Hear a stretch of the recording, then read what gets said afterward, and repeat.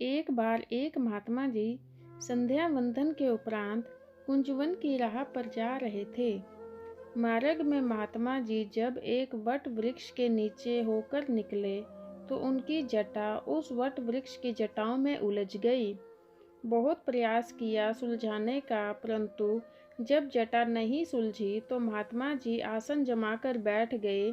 जिसने जटा उलझाई है वो सुलझाने आएगा तो ठीक है, नहीं तो मैं ऐसे ही बैठा रहूँगा, बैठे बैठे प्राण त्याग दूंगा।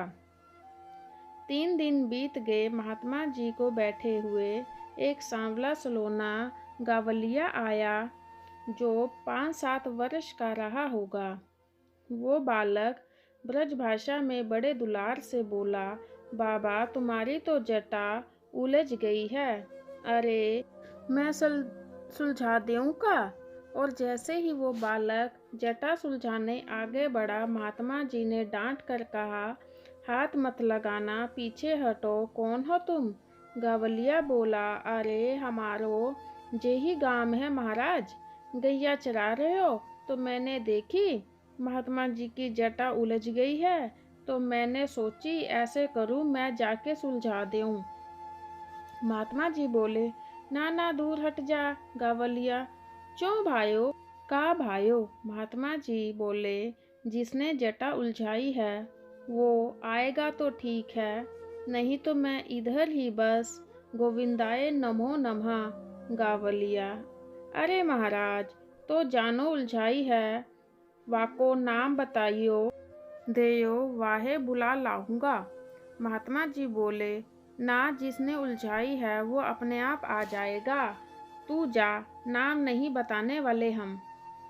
कुछ देर तक वो बालक महात्मा जी को समझाता रहा, परंतु जब महात्मा जी नहीं माने तो उसी क्षण गावलिया के भेष को छुपा कर गावलिया ने साक्षात मुरलीधर बजाते हुए मुस्कुराते हुए भगवान बांके बिहारी प्रकट हो गए। सांवरिया सरकार बोले, महात्मन मैंने जटा उलझाई है, लो आ गया मैं। जैसे ही सांवरिया जी जटा सुलझाने आगे बढ़े, महात्मा जी ने कहा, हाथ मत लगाना, पीछे हटो, पहले बताओ तुम कौन सी कृष्ण हो? महात्मा जी के वचन सुनकर सांवरिया जी सोच में पड़ गए, अरे कृष्ण भी 5-10 होते हैं क्या? महात्मा जी बोले, बताओ भी तुम कौन से कृष्ण हो? सांवरिया जी, कौन से कृष्ण हो मतलब?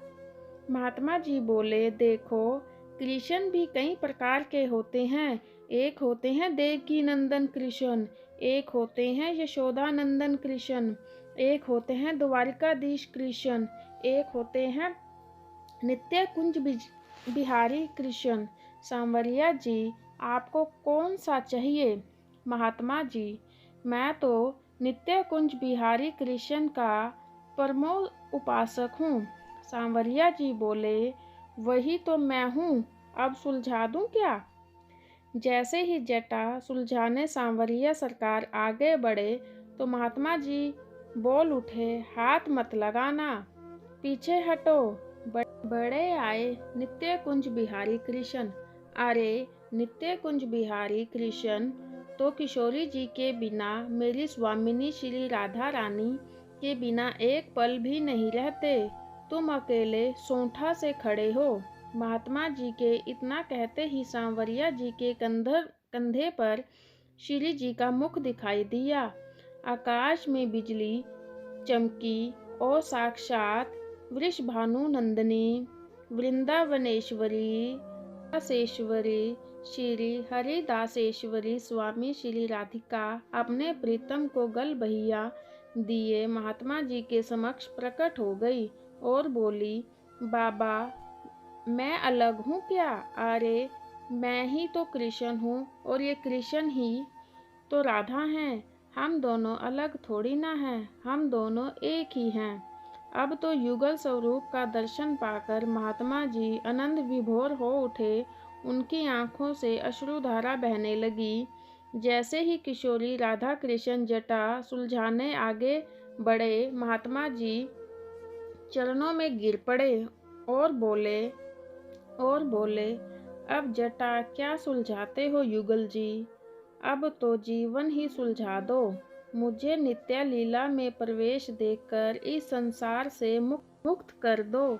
महात्मा जी ने ऐसी प्रार्थना की और प्रणाम करते करते उनका शरीर शांत हो गया। स्वामिनी ने उनको नित्य लीला में स्थान प्रदान किया।